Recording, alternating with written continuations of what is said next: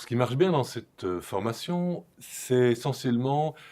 le fait d'aborder des outils d'analyse pour les problèmes qui sont des outils extrêmement pratiques, que non seulement les participants peuvent apprendre de manière, bien sûr, théorique d'abord, mais surtout qu'on peut appliquer à des cas qui sont des cas réels, des cas que les participants amènent eux-mêmes. En même temps, on donne des éléments d'approche très systématique des problèmes, mais aussi une dimension créative. Donc ça permet vraiment de toucher les différentes phases du cerveau, le cerveau gauche, le cerveau droit, avec des exercices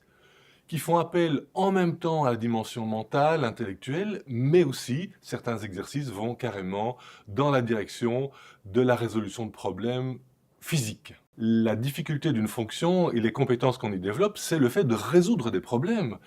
Et la complexité des problèmes que vous avez à rencontrer dans votre profession est vraiment le cœur de votre activité.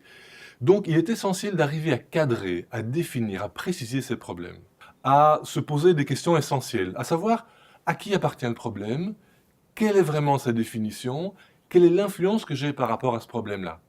Et donc, à ce moment-là, j'ai des outils à ma disposition pour agir concrètement sur les problèmes sur lesquels je peux avoir une influence. Un exercice qui est souvent très apprécié, c'est le fait de projeter un extrait de film dans lequel on voit une situation extrêmement compliquée et où on essaie d'analyser, tiens, quels sont les différents acteurs, quels sont leurs intérêts, quels sont les enjeux qui sont présents, quelles sont les différentes positions qui sont possibles et quelles sont les marges de manœuvre de chacun des acteurs,